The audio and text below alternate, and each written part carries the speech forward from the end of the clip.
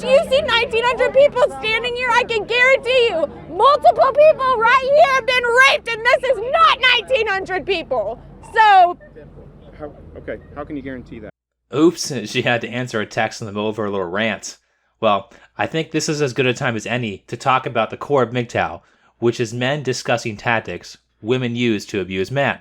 This could range from accidentally not taking the birth control pill to gaslighting in an argument.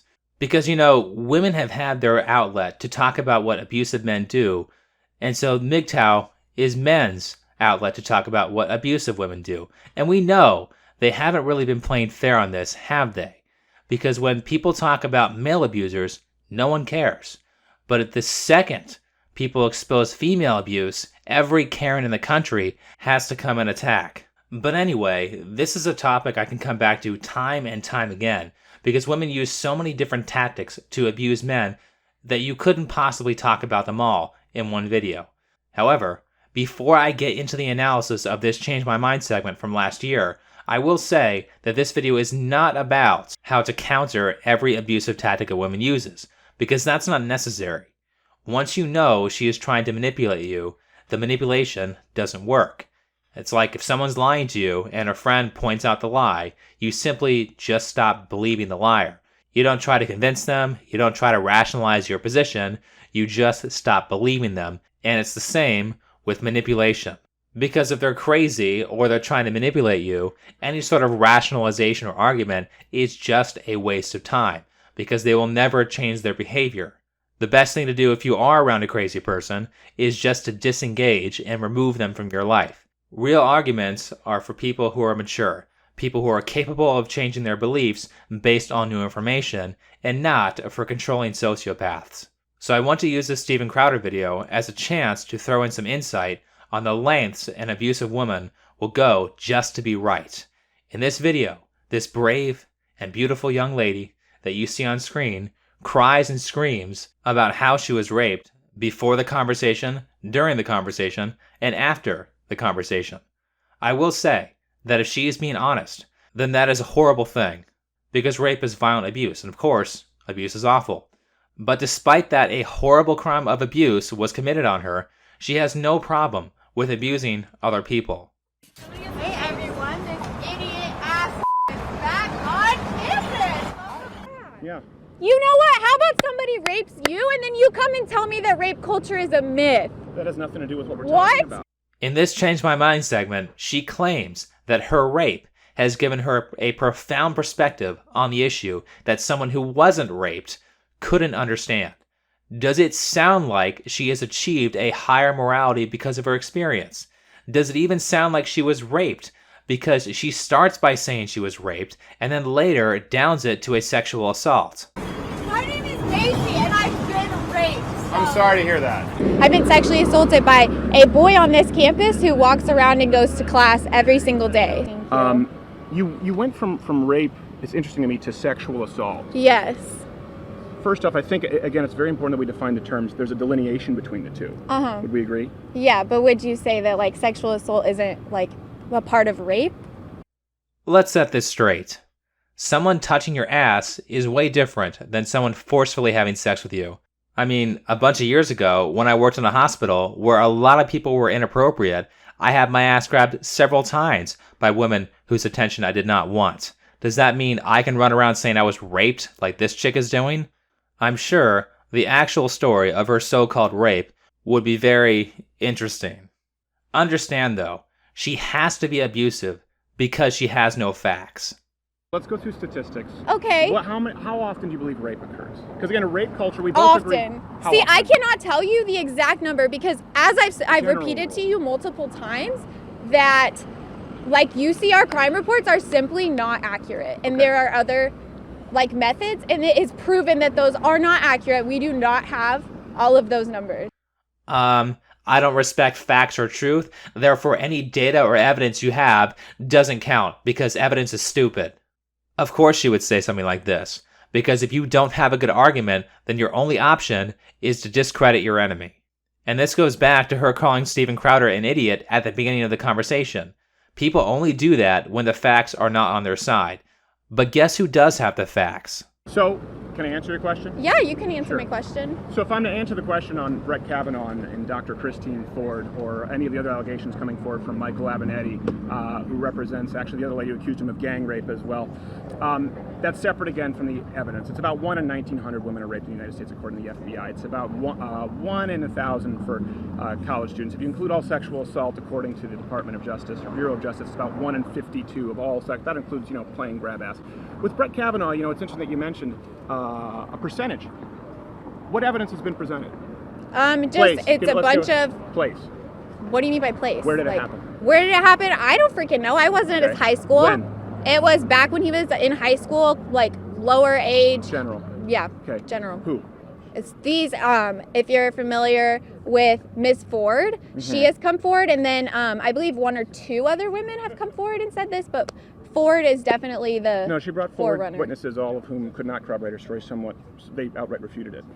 When people call you stupid, when people yell, when women cry, and I say women because it only works when women do it, the argument is over. Screaming at somebody is an expression of force and a precursor to violence. It's saying, I don't care what the truth is, I just want to be right by using force. So when women scream at you to force you into dropping your argument, or when they cry to get other men to attack you so that you drop your argument, they are being abusive. And by the way, yelling in particular in any argument is inappropriate from anybody, whether they're a man or a woman. However, that doesn't mean it's never appropriate to express anger in an argument. Look at the difference between how Steven Crowder expresses his anger assertively and how she expresses her anger. Little FBI investigation. I think this is something you should look into personally. None of what you've just said is correct. Does the word hubris mean anything to you? No, it doesn't. Thank you. The fact that did you really think that I didn't know who Brett Kavanaugh was? I really didn't, honestly. At this point, I'm unsure what you actually know. Right. Yeah. The whole reason was I was hoping for you to sit down, and you see now if you go back, every single thing I told you I didn't know, because I wanted you to explain to me. You've explained nothing. You've presented no evidence or data. The only time you've addressed evidence or data is saying that it's bullshit to use your words and it doesn't matter. The amount of rapes matter. The conviction rates matter. What we do with rapists matters. And when you come out and you say we live in a rape culture, and you compare Dr. Christine Ford's allegations, let's say we have no idea whether they're true or not. Zero evidence whatsoever from 35 years ago. You can't run an investigation whether who, what, when, where, or why. We have none of it. To then use that as a springboard to say that we live in a rape culture, I think is intellectually disingenuous, and I think it does a great disservice to people who've actually been the victim of a horrible crime. Yeah, I'm aware because I've been a victim to that crime, and as you say, you haven't. And like you said, you didn't know what a uniform crime report is, and so maybe if you... I also said I didn't know who Brett Kavanaugh was. So, maybe you do know what that is, so then how can you sit here and tell me that... How can you sit here... That this is all, these statistics are all 100% correct. No. And who the hell let you back on this campus? What the is wrong with you? It's a public sidewalk. So nobody invited you here? You can't just sit Officers, if nobody invited him here, can we ask him to leave this campus? He needs to leave. Is this being handled? Instead of being appropriate, instead of changing her beliefs, instead of trying to become a better person in the face of being wrong, she starts crying and having a tantrum like a child. And by the way, parents, single mothers, when you yell at your kids and have shouting matches during your discussions, don't be surprised when your kids carry out honest discussions like a screaming child, like you did with them. This is what happens when you yell at your kids to get what you want. They become adult children.